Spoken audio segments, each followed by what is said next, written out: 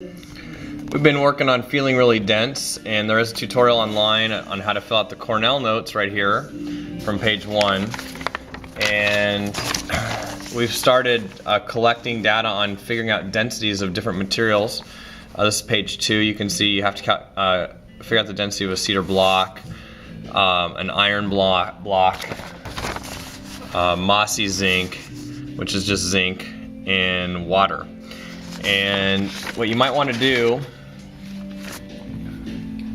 is online I put a template of how to show work. This is an example of the mossy zinc, of the cedar block. You can download that and take a closer look. The numbers in here are fake, but you can see the kind of expectation I have and how you keep track of the work that's done. What I'm going to do is go over collecting the data for the cedar block right now, and then follow up with the other items that you have to do as well. So you can just write down the numbers you get in your paper and organize how you did it as clear as you can. So to figure out density, you need to know 2 things, mass and volume. So we're going to first figure out, let's just first figure out the mass of the cedar block. So I'm just going to put on a balance.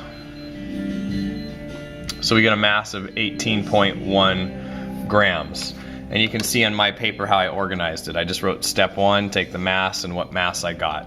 Okay, so 18.1 grams is what you'd want to put on your paper. And then we got to figure out the volume.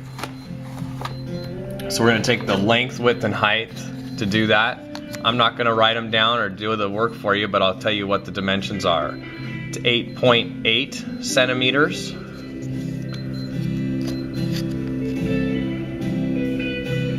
By 1.2 centimeters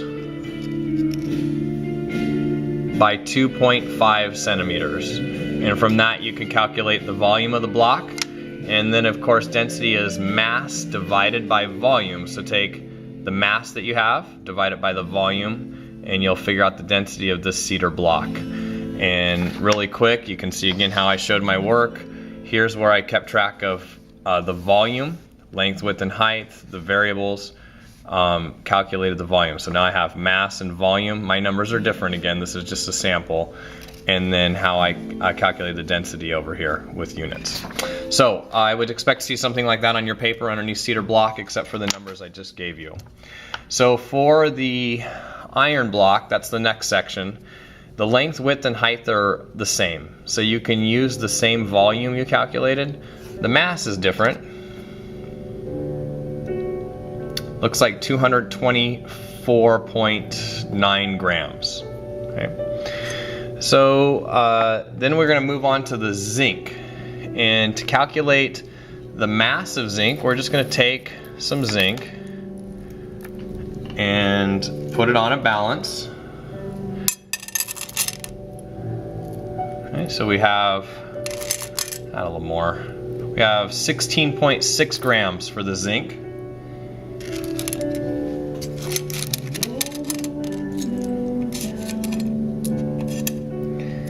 And then we're going to put that in a graduated cylinder. I already put some water in here to figure out the volume. So right now I have 16 milliliters of water in here. The fact that it's on the balance doesn't really matter. We're not taking mass right now. I'm going to put all the zinc I took in there, put it on here.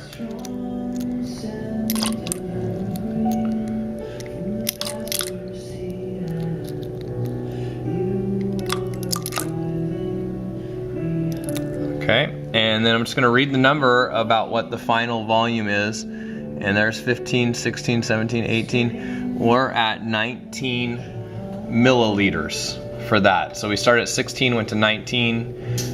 So you displaced 3 milliliters, which is the same as 3 centimeters cubed. So now you have the mass, which we took originally, and you know that it displaced 3 milliliters. So you can show your work for how you calculate density for the zinc. Last thing we're going to do is the water.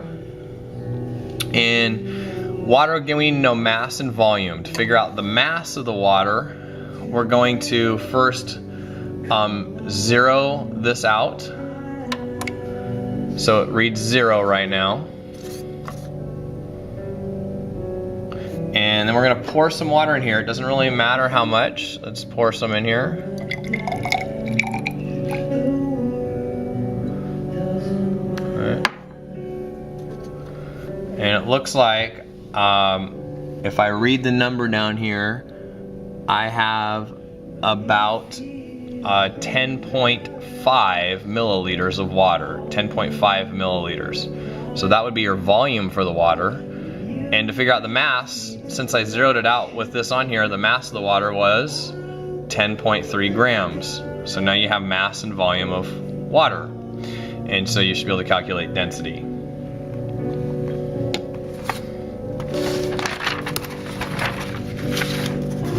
I'm not going to try to do the A quality work with you over the internet. So if you were absent for A quality work, you're just going to write absent there.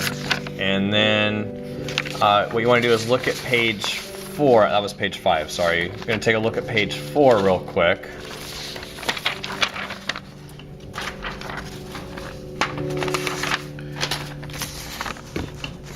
Here's page 4. Here you're going to write what you got for the densities. Here you're going to look at the chart at the bottom of page 4, write what the actual density is, and then you're going to calculate percent error by taking the difference. I have a typo on my paper, it says experimental, but you're going to take the difference divided by the actual times 100. So you subtract these two numbers, get the difference, divide it by the actual times 100, and list some sources of error that were specific for the ones that we just went over. The holidays have started. Click the banner to listen to Alexa's Holiday Channel for holiday favorites from classic to contemporary. And I'll probably put the last page on a separate tutorial.